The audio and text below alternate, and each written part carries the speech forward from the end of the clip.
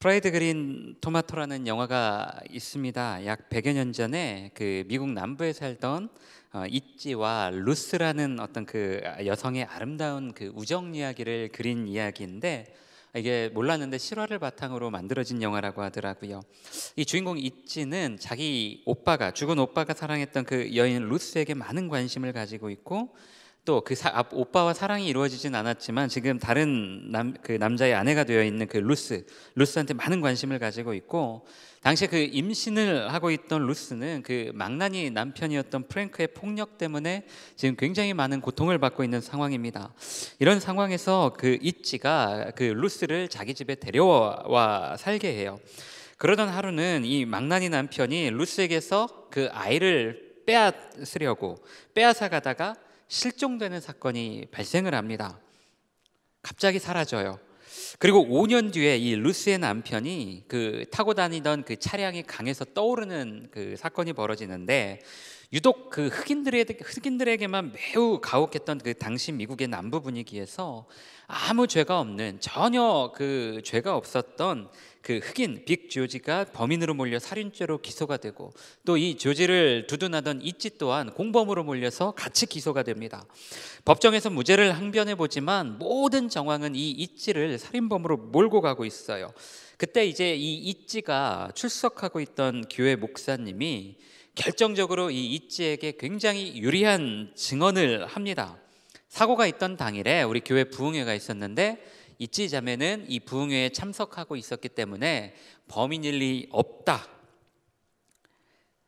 절대 이 이찌는 범인일 리 없다라는 그런 내용이었어요. 여러분, 그렇다면 그 이찌는 실제로 그 부흥회에 참석을 했을까요? 아니요, 참석을 안 했습니다. 이찌의 결백과 진실을 믿어준 목사님이 법정에서 거짓말을 한 겁니다. 목사님의 증언과 동시에 사건은 단순 사고로 처리되어서 재판은 곧 종료되어 버렸어요. 목사님의 말이 거짓말일 리 없다고 판단한 재판관이 사건을 그렇게 종료시켜 버린 겁니다. 여러분, 영화 전체 줄거리상에서 이 장면은 크게 중요한 장면은 아니에요. 의미 있는 장면도 아닙니다. 그럼에도 저 영화를 보면서 저 씬이 참 오래도록 마음에 남았던 것 같아요. 제가 제일 신기했던 건 저 목사님 말 한마디에 이찌와 그 조지를 기소한 검사와 판사 모두가 다 사건을 종료해 버린 겁니다. 여러분, 이게 실제로 약 100여 년 전에 있었던 일이에요. 마을에서 존경받고 사랑받는 목사가 하는 말이 거짓말일 리 없다라고 판단한 이 재판부가 그렇게 그 결정을 내렸어요. 여러분, 저는 개인적으로 이게 제일 신기했어요. 만약에 여러분이 어떤 사건에 좀 휘말려서 제가 증인으로 불려갔는데, 제가 법정에서 아무 증거는 없지만 이 청년은 저와 함께 있었기 때문에 범인이 아닙니다 라고 말하면 과연 판사가 제 말을 믿어줄까요? 여러분, 돈 드는 거 아니니까 그래도 네라고 한 번이라도 좀 해주세요. 제 말을 믿을까요? 네, 아유, 감사합니다. 근데 좀 희박하죠. 요즘 같은 시대에 누가 그런 증거도 없이 제 말을 그냥 믿어주겠어요? 여러분, 그러면서도 저도 영화 속 그 목사님 마음에 자꾸 이렇게 감정이입이 되었습니다. 여러분, 우리가 어릴 때부터 익숙하게 배워오고 또 들어왔던 그 이야기 중 하나가 거짓말하면 안 된다는 그 도덕과 윤리였어요. 여러분, 그리스도인에게는 더더욱 많이 요구되는 윤리적 덕목 중에 하나죠. 여러분, 목회자로서 진실만을 말해야 되고 거짓말은 하면 안 된다라는 그 책임의식과 윤리의식 사이, 윤리의식, 그리고 또 내가 사랑하는 이 성도의 목숨을 살려야 된다는 그 책임의식 사이에서 여러분, 이 목사님이 얼마나 많이 갈등하셨을지, 그리고 나는 과연 그런 상황에서 어떤 선택을 할지 굉장히 많이 고민이 됐습니다. 여러분, 우리는 내용을 이미 다 알고 영화를 보기 때문에 이찌가 살인범이 아니라는 것을 알 수 있고, 또 목사님의 그 거짓말이 선의의 거짓말임을 알고 있고 또 단정 지을 수 있지만, 여러분, 그렇지 않고 저 사람이 실제로 살인을 했을지 안 했을지 모르는 상황이라면 여러분, 더더욱 고민이 되고 어떻게 했을지 잘 몰랐을 것 같아요. 영화 속 목사님도 아마 그렇게 많은 갈등을 하지 않았을까요? 그리고 결과적으로 그는 자기 성도를 위해 기꺼이 거짓말이라는 오물을 스스로 뒤집어 쓰는 선택을 했어요. 자기 성도를 살리기 위해 자기의 신앙 양심을 걸었던 겁니다. 여러분 지난주에 로마서 2장 1절부터 11절까지의 말씀을 보면서 유대인 그리스도인과 이 이방인 그리스도인 간의 그 갈등이 존재했던 로마 교회의 이야기를 제가 잠깐 나눴습니다. 되새기는 차원에서 잠깐 리마인드 하자면, 여러분 원래 유대인 출신 그리스도인들이 세웠던 로마 교회가 이 로마에서 유대인들의 그 추방으로 인해 이방인 출신 그리스도인들로 그 구성원들이 바뀌는 상황이 돼요. 이 로마 교회의 중심 구성원이 이제 더 이상 유대인이 아니라 이방인으로 바뀌는 거예요. 헤게모니가 유대인에서 이방인으로 넘어간 상황입니다. 나중에 로마로 돌아온 이 유대인들이 이 상황이 너무 불편하고 화가 나는 상황에서 로마 교회는 이 유대인 출신 교인들과 이방인 출신 교인들로 계속 싸우게 돼요. 갈등이 점점 심해졌습니다. 여러분 이 상황에서 이 유대인 교인들 입장에서는 자기들이 빼앗긴 이 권력과 헤게모니를 되찾아오려면 뭔가 자신들의 어떤 그 정통성과 우월성을 증명해야만 했습니다. 제가 신대원 졸업하고 처음으로 그 전임 사역을 시작한 교회가 높은뜻 교회인데 제가 거기서 8년을 사역했어요. 여러분들 이제 잘 모를 수도 있는데 부모님들, 작년 성도들은 좀 많이 아시는 목사님 중에 이제 김동호 목사님 계시는데 담임 목사님이셨어요. 김동호 목사님이 이제 은퇴를 몇 년 앞두시고 이제 기독교 대안학교를 세우시려고 그 계획을 가지고 계셨는데, 이제 그 학교를 먼저 세우시기 전에 그 학교를 후원하는 모 교회를 먼저 이제 개척을 하신 거예요.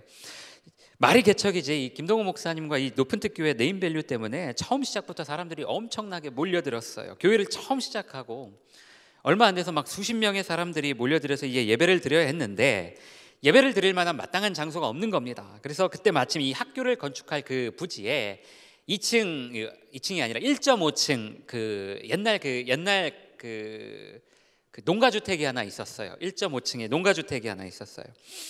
이제 그 1층은 실제 살림을 하던 가정집이었고 방 3개짜리 가정집이었고, 그 지하 그 밑에 층은 그 계란 창고로 쓰던 반지하 창고였어요. 그런데 이제 그 계란 창고를 개조해서 예배실로 사용하고 그 가정집 그 방 3개는 하나는 유치부, 하나는 아동부, 하나는 교회 사무실로 이렇게 개조해서 쓴 겁니다. 그러다가 이제 학교 건축이 시작되면서 그 공간이 허물어지고 이제 그 도시 외곽에 있는 또 이제 다른 장소로 또 이제 한 2년 반 동안 예배를 드렸어요. 원래 식당을 하던 곳이었는데 그 잘 안 돼서 폐업해서 이제 비어 있는 그런 공간에서 이제 예배를 드리고 2년 반 뒤에 이제 학교가 건축되고 나서 이제 거기에서 이제 같이 예배를 드린 겁니다. 근데 처음 3, 40명으로 시작한 교회가 5, 6년 만에 이제 1000명대 교회가 되면서 교회 분위기가 매주 새롭더라고요. 날마다 매주가 뭔가 새로운 교회에서 예배드리는 그런 느낌이었어요. 정신 못 차릴 정도로 바빴습니다. 그러다 이렇게 교회가 몇 년 만에 엄청나게 큰 변화를 겪으면서 성도들 사이에서도 묘한 이 기류가 흐르는 걸 감지가 되더라고요. 교회 초창기에 그 계란 창고를 경험한 성도들과 경험하지 못한 성도들, 또 그 식당 공간에서 예배 드리던 그 시절을 경험한 성도들과 경험하지 못한 성도들로 나뉘는데, 물론 뭐 그걸 가지고 그걸 권력 삼아서 내가 이 교회에 더 오래 있었어, 내가 이 교회에서 더 뭔가 영향력 있는 사람이야, 그렇게 말씀하시는 성도들은 없었지만, 한 분도 없었지만, 그래도 그게 본인에게는 은근히 자부심이 되고 자랑이 되는 거예요. 혹시 계란창고 때 있으셨어요? 혹시 저희가 그 예배드리던 그 식당 공간이 청당동이었는데 청당동 시절에는 혹시 있으셨어요? 이게 은근히 이제 성도들 사이에 이제 신경전이 되는 거예요. 자부심이 되기도 하는 거예요. 여러분 오늘 유대인 신자들은 자신들이 로마에서 추방당하기 전 그때 그 시절로 돌아가려면 뭔가 한 방이 필요했어요. 강력한 한 방이 필요했어요. 그것도 지금 로마 교회 중심에 서 있는 이 이방인 신자들을 완벽하게 제압할 만한 그 강력한 한 방이 필요했어요. 그래서 고민 끝에 이들이 내린 결론이 뭐였느냐? 율법. 그리고 그 율법 중에서도 할례였습니다. 당연히 그럴 수밖에 없는 게, 여러분 율법은, 그 유대인들이 지키던 율법은 보편적인 게 아니라 유대인들에게만 해당되는 굉장히 유니크하고 특수성이 강한 부분이었어요. 하나님과 성경의 역사가 곧 이스라엘과 유대인의 역사라고 해도 과언이 아닌 상황에서 이제 막 예수 그리스도를 믿고 이제 막 예수 그리스도를 알게 된 이방인들에게 당연히 이 율법은 너무나 생소할 수밖에 없는 겁니다. 이방인 신자들에게 율법을 이야기하면 당연히 그들은 위축될 수밖에 없는 거죠. 여러분 이런 상황에서 오늘 본문을 보면 바울이 이런 유대인들의 태도를 아주 적나라하게 비판하면서 옳지 않다라고 해요. 여러분 우리가 믿고 있는 이 개신교의 가장 중요한 교리 중에 하나가 이신칭의입니다. 많이 들어봤죠. 이 신칭이 뭐 믿음으로 의롭게 된다는 말이죠. 그 믿음이 무엇이냐를 이야기하려면 너무 기니까 다음에 얘기하고, 뭐 하나님과 예수 그리스도를 믿는 그 믿음이 우리를 구원으로 이끈다, 뭐 이런 내용이에요. 너무 중요하기 때문에 우리가 어릴 때부터 참 많이 들었어요. 믿음으로 구원받는다. 돈으로도 못 가고 뭐 행함으로도 못 가고 믿음으로만 갈 수 있는 게 하나님 나라라고 그렇게 배웠어요. 여러분, 그런데 많은 성도들이 진짜 믿음만 있으면 모든 문제가 다 해결될 거라고 생각하고 있고, 실제로 이 바울도 그렇게 말했을 거라고 생각하지만 여러분, 그건 착각입니다. 바울이 말한 이 신칭의는 그냥 덮어놓고 믿기만 하면 된다는 말이 절대로 아니에요. 실제로 로마서에 그런 내용은 단 한 군데도 나오지 않습니다. 여러분, 오늘 본문을 보면 바울이 유대인들을 비판한 이유는 그들이 믿음이 없어서가 아니라 그들이 행함이 없었기 때문에 그래요. 본문 13절이 이렇게 말해요. 하나님 앞에서는 율법을 듣는 자가 의인이 아니요 오직 율법을 행하는 자라야 의롭다 하심을 얻으리니. 율법을 가지고만 있었지 율법의 정신과 본질에 대해서는 전혀 관심 없던 그들을 이 바울이 아주 적극적으로 비판한 겁니다. 여러분, 구약시대에는 성전이 있다는 이유로 자기들은 절대로 망하지 않는다라고 착각했던 사람들이 이제는 율법이 있기 때문에 내가 더 우월하다, 내가 더 의롭다, 이 근거 없는 자신감을 가지고 누구 위해? 사람들 위해 군림하려고 했던 겁니다. 여러분, 하나님이 이스라엘 백성들을 택하시면서 그들을 통해 당신의 일하심과 역사를 보이시기 위해 뭔가 율법이라는 특수한 도구를 그들에게 허락하신 것은 맞아요. 그러나 그렇다고 해서 그 율법이 모든 가치 판단의 어떤 절대적인 기준이 되는 건 아닙니다. 그렇지 않아요. 여러분, 지금 여러분과 제가 하고 있는 이 신앙생활의 가장 밑바탕 근본 베이스를 보자면 모두가 다, 거의 대부분이 다 이 종교개혁 이후의 산물이에요. 종교개혁의 유산들이에요. 로마 가톨릭 교회의 어떤 그 부정부패와 도를 넘은 교회의 권위, 그리고 또 성직자의 권위에 맞서서 수많은 종교개혁가들이 목숨을 걸고 이루어낸 그 승리의 산물이에요. 큰 승리입니다. 여러분, 저 개인적으로 이 종교개혁에 대해서 하고 싶은 말도 많고요, 또 해야 될 이야기도 많은데 기회가 좀 있었으면 좋겠어요. 여러분, 많은 사람들이 이 종교개혁의 가장 큰 의미를 찾자면 교회와 성직자, 그리고 교회 전통의 우선권을 두고 있던 그 권위를 하나님 말씀으로 옮겨놨다는 거예요. 모든 하나님의 권위는 이 말씀 위에서 나온다라는 거예요. 여러분, 교황으로 지칭되는 성직자, 성직자들의 말과 해석에 모든 가치 판단을 맡겼던 행위를 일체 중단하고 오직 말씀 앞에, 말씀 위에 하나님의 권위를 두어 신자 스스로 그것을 읽고 해석하면서 행동할 수 있게 해주었어요. 교회와 성직자들의 권위에 눌려 살던 그 신자들에게 이 말씀으로 해방을 주기 위해서 종교개혁이 이루어졌습니다. 여러분, 그런데 아이러니하게도 성경 말씀에 권위를 두면 둘수록 이제는 도리어 그 성경이 신자들의 삶을 옥죄기 시작했어요. 겨우겨우 그 교회와 성직자들로부터 그 권위를 빼앗아서 하나님 말씀 위에 그 권위를 옮겨놨는데 이제는 도리어 그 말씀이 성도들의 삶을 옥죄기 시작한 겁니다. 우리에게 말씀을 주신 그 하나님의 마음과 그 성경의 정신에 중점을 두는 게 아니라 모든 인간 삶의 그 세세한 단면을 전부 다 성경에 비추어 보고 또 그 문자를 가지고 옳고 그름을 판단하려고 하니까 혼란이 생길 수밖에 없는 거죠. 여러분, 사람마다 다 생각하는 게 다르고 관점이 다른데 똑같은 성경을 읽는다고 해서 어떻게 그 해석이 똑같을 수 있겠어요? 여러분, 게다가 지금 시대와는 완전히 다른 시대, 다른 문화, 그 문화와 시대를 배경으로 쓰여진 성경이 어떻게 이 시대도 다르고 문화도 다른 사람들의 이야기를 완벽하게 해석해낼 수 있겠습니까? 여러분, 아까도 말했지만, 제가 계속 말했지만 이 종교개혁은 지나치게 커져버린 그 교회와 성직자들의 그 권위로 인해 발생하는 폐해를 끊어내고 하나님 말씀에 권위를 두어 성도들을 좀 자유롭게, 성도들에게 이 진리의 말씀으로 좀 그 억눌렸던 마음을 해방시켜주는 것이 그 목적이었는데 도리어 이 성경 때문에 성도들의 삶은 다시 자유를 잃어버리는 이 아이러니한 상황이 발생을 해버렸어요. 말끝마다 성경대로 해야 돼, 말씀대로 해야 돼, 말씀에 뭐라고 나와 있는지 말씀에 비춰봐야 해, 성경에 뭐라고 나와 있는지 찾아봐. 하나님이 주신 어떤 이 이성과 지성을 바탕으로 성경을 좀 합리적으로 해석하려고 하는 게 아니라 문자적으로만 보고 해석하려고 하니까 여기저기서 충돌이 일어나는 겁니다. 모두가 다 자기가 해석한 게 맞다라고 생각하는 거예요. 문자에 집착하게 되다 보니 그 말씀이 무슨 의미이고 하나님이 과연 어떤 마음으로 이 말씀을 주셨는지에 대해서 생각하기보다 그저 그 말씀에 이 상황이 맞는지 아닌지, 죄인지 아닌지 그거 분별하는 데에만 혈안이 되어버린 거예요. 그래서 나중에는 이런 말도 생겼어요. 교황이 사라지고 나니까 종이교황, 글자교황이 그 자리를 차지했네요. 이렇게 좀 종교개혁을 비판하는 사람들도 있었습니다. 글자가, 이 문자가 교황이 되어서 사람들을 괴롭히고 자유를 빼앗는 그 상황을 우회적으로 비판한 거예요. 여러분, 바울이 유대인들을 비판한 상황이 이런 겁니다. 여러분, 율법이라는 것이 어떤 그 선과 악 또는 어떤 구원의 절대적 기준이 아닌데 그것에 집착하면서 그것으로 도리어 사람의 자유를 빼앗고 통제하려고 하고 함부로 판단하는 그걸 비판한 거예요. 그게 하나님이 미워하시는 가장 큰 죄임에도 오히려 자기들은 하나님을 잘 믿고 있고 자기들은 하나님의 일을 완벽하게 하고 있다는 그 이중성을 바울이 철저하게 고발한 내용입니다. 여러분, 바울은 누구보다 더 완벽한 그 정통 유대인이자 완전한 율법의 행위자였기 때문에 이 바울의 말에 더 큰 힘이 실렸던 거예요.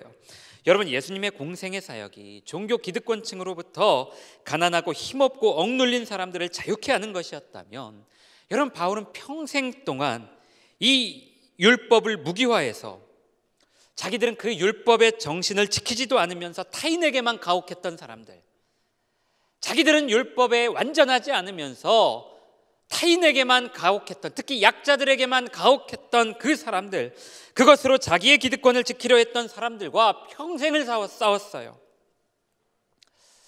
여러분, 오늘 이곳에서 예배하는 우리 청년들, 그리고 온라인으로 예배하는 청년들, 우리 청년들의 가장 큰 소원이 뭘까요? 예배하는 우리 성도들의 소원이 뭘까요? 저는 한번 생각해 봤어요. 각자의 대답은 다 다르겠지만 보편적으로 이렇게 좀 어려운 삶을 살아가는 데 있어서 힘을 얻고 또 하나님과 교제를 통해 바른 길 가고 싶은 것, 주님 말씀대로 살고 싶은 것, 여러분, 이게 저나 여러분이 꿈꾸는 바른 그리스도인의 삶 아닐까요?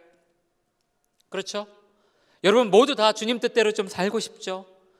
주님 말씀대로 좀 살고 싶은 게 우리의 마음이에요. 어지러운 상황과 힘든 그 시대 속에서 뭔가 딱 떨어지는 그 정답이 있으면 우리가 참 행복할 것 같고 우리가 참 편할 것 같은데 뭔가 정답을 내리기가 참 어려운 상황이에요. 어렵습니다.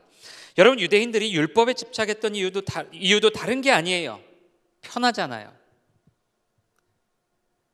굳이 고민할 필요 없이 인생의 모든 문제를 해도 된다, 하면 안 된다, 이거 해야 된다, 하지 말아야 된다, 이거 죄다, 죄가 아니다, 이렇게 딱 잘라서 이야기하면 얼마나 편해요.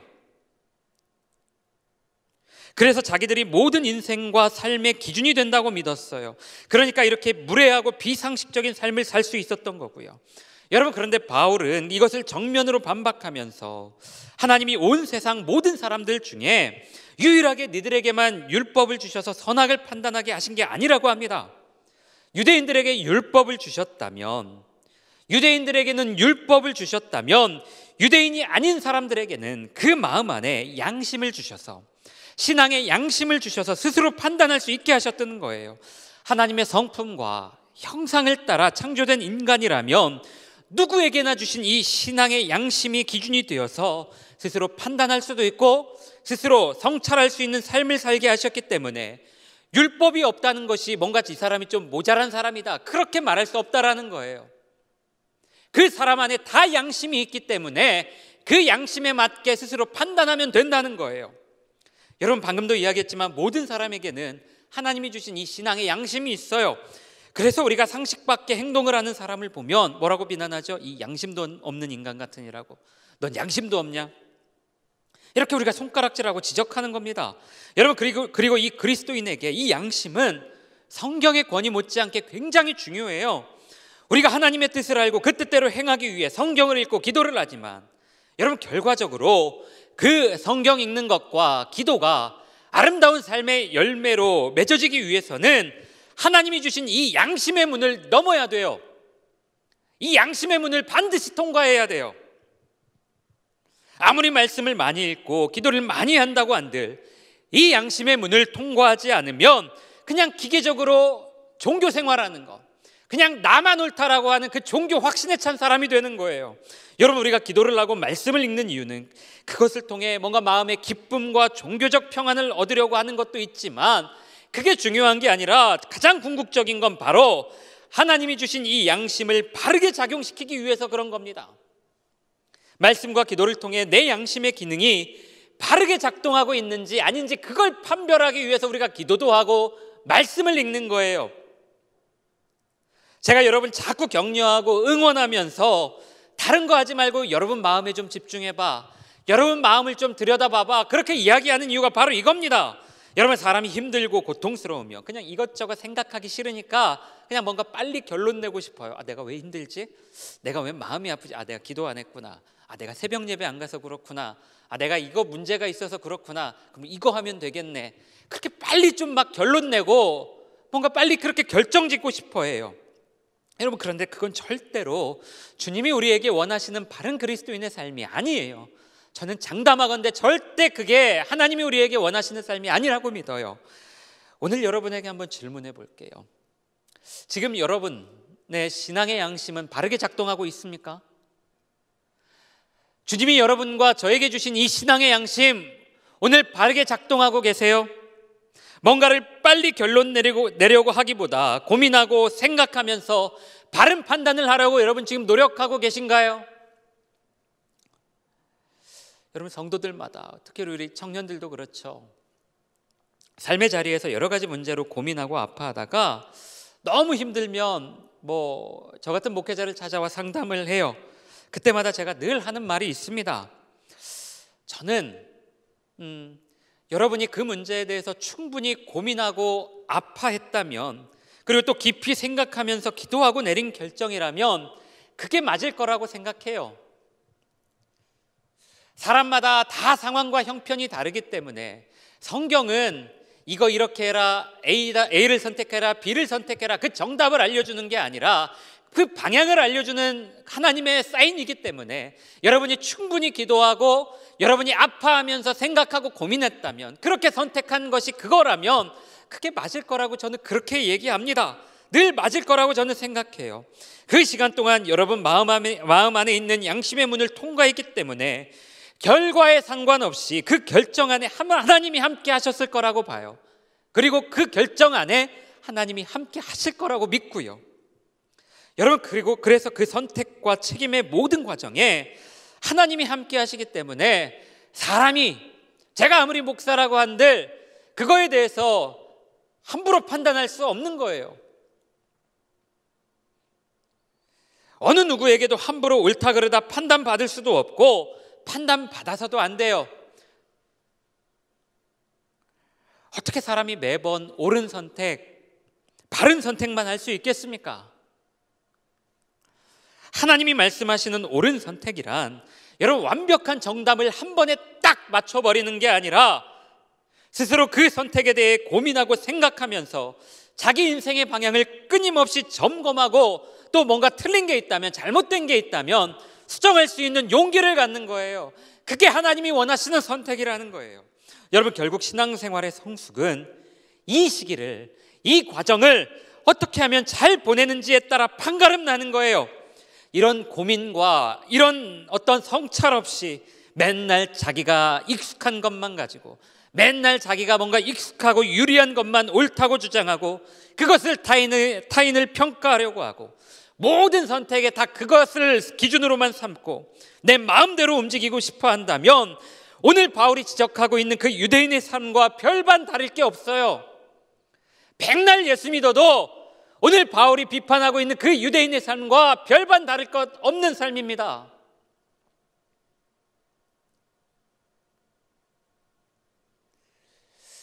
여러분, 지난 금요일 에스크는 저에게 굉장히 좀 의미가 있었어요. 제가 이제까지 많이 여러분보다 더 많이 에스크를 참여하진 않았지만 저에게는 개인적으로 좀 의미 있는 에스크였어요. 우리 김민경 전도사님 처음으로 찬양 인도하셨는데 너무 이렇게 은혜롭게 찬양을 너무 잘하시더라고요. 여러분 기대하십시오. 다음 주에 하십니다. 많이 기도해주고 응원해주세요. 어제 또 이렇게 김민경 전사님 찬양하시는데 우연찮게 또 자매들이 이렇게 싱어로 서 있더라고요. 그거 보고 우리 옛날 사람인 정주영 목사님은 SES 같다고 하는데, 참 왜 SES? 우리 목사님 옛날 사람이다. 근데 딱히 나도 뭔가 떠오르는 어떤 걸그룹은 없더라고요. 근데 그렇게 자매들 이렇게 셋이서 찬양을 하는데 너무 좋고, 또 우리 정주영 목사님 창세기에 나오는 그 가인과 아벨 본문을 가지고 그 강해 설교를 하시는데, 제가 태어나서 처음 들어보는 정말 최고의 설교였던 것 같아요. 이제까지 살면서 들었던 그 창세기 강해 설교 중에 정말 군계 일학이었어요. 처음 들어보는 그 통찰과 감동이 있더라고요. 맞다, 저거였구나. 맨날 주일학교 때부터 가인은 정성이 없어서 하나님이 제사를 안 받으셨고, 아벨은 정성이 있었기 때문에 맨날 그런 해석만 들어봤는데, 목사님 말씀을 듣고 나니까 이거구나, 이거였구나. 굉장히 저에게 개인적으로 깊은 통찰과 은혜가 있었어요. 여러분, 이런데도 금요 에스크 안 나오시렵니까?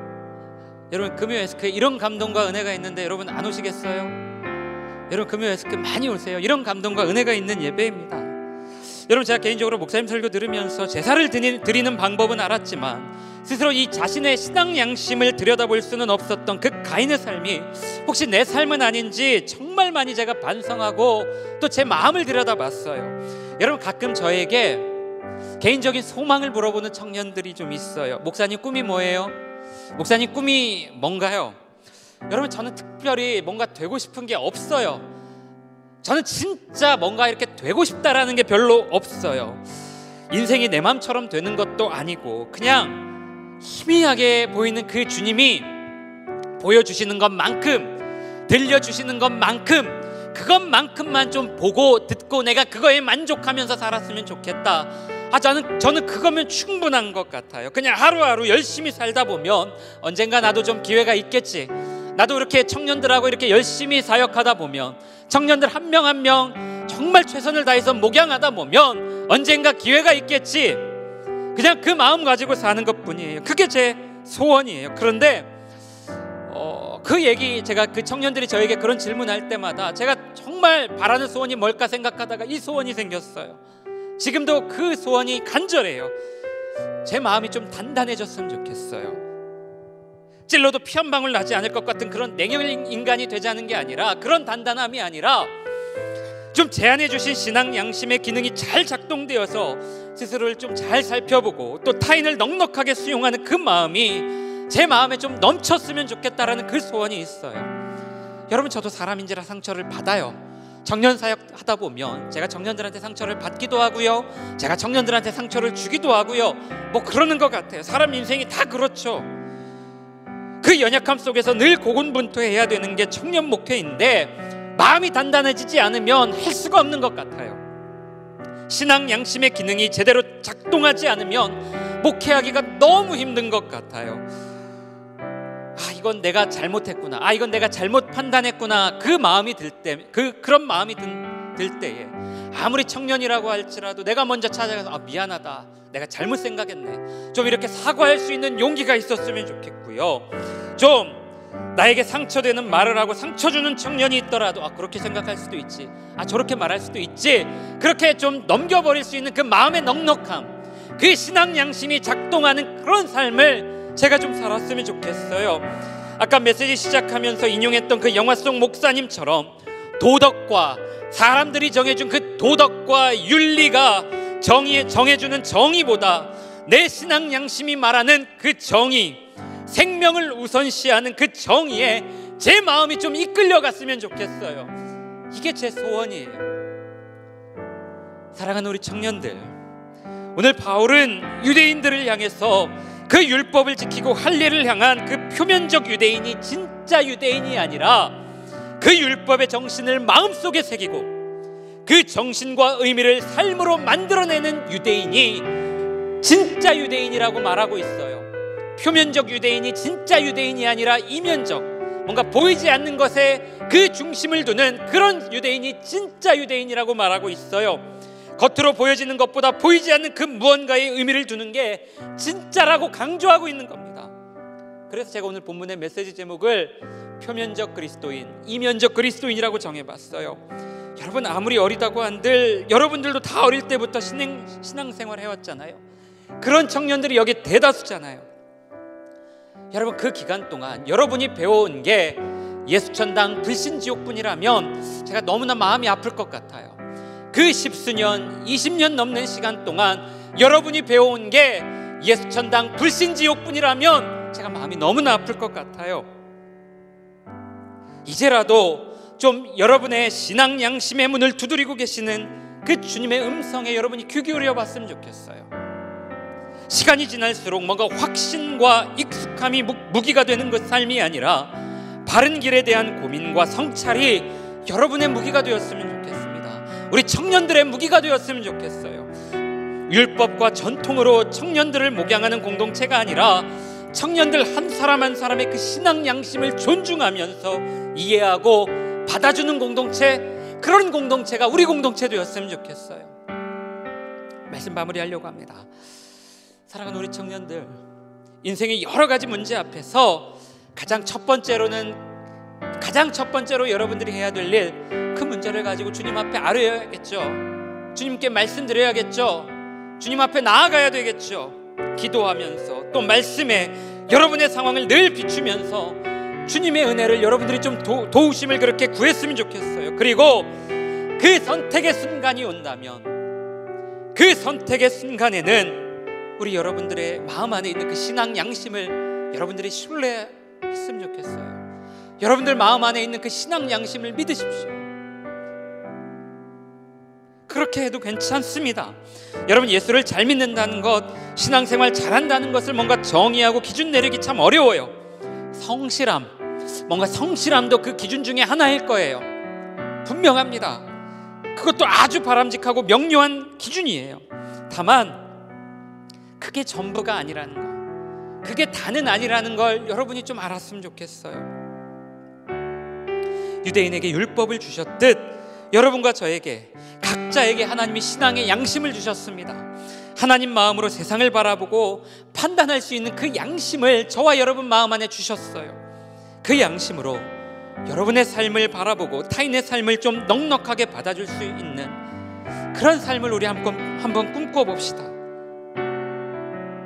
유대인들은 여러분 자신들의 무기로 누군가의 인생을 통제하고 짓누르고 싶었지만 여러분 우리는 그 하나님이 주신 신앙의 양심으로, 그 신앙의 양심이라는 무기로 자기 욕망을 꺾고 동역자들의 삶을 이해하고 또 공동체를 세워가는 삶으로 좀 그렇게 하나님께 영광이 되는 삶을 살았으면 좋겠어요. 우리 청년들과 그렇게 살아갈 그 삶을 함께 꿈꿔보고 싶습니다.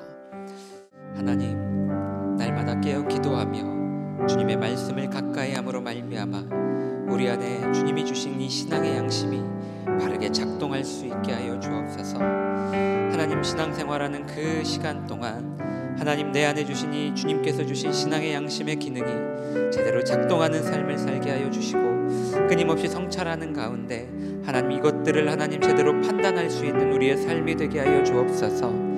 자신이 가지고 있는 그 익숙함을 가지고 타인을 공격하며 타인을 통제하려고 했던 그 유대인들의 삶이 아니라 하나님 말씀 앞에 정직하게 내 삶을 비춰보며 우리의 신앙 양심에 따라 행동하는 우리 사랑하는 모든 상당의 우리 청년들 될 수 있도록 인도하여 주시고, 우리 청년들의 삶이 그렇게 행해질 때마다 하나님 가장 바르고 복된 길로 인도하여 주옵소서. 행여 기대하지 않았고 원하지 않는 결과를 맞을지라도 하나님이 이끌어 가신다라는 그 확신과 그 신뢰를 가지고 묵묵히 그 길을 더욱더 겸손히 걸어갈 수 있는 우리 모든 상당의 청년들 될 수 있도록 주님 함께하여 주옵소서.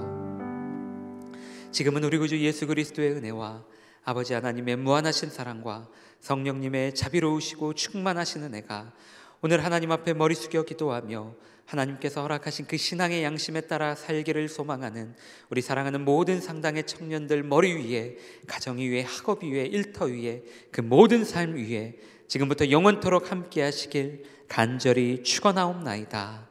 아멘.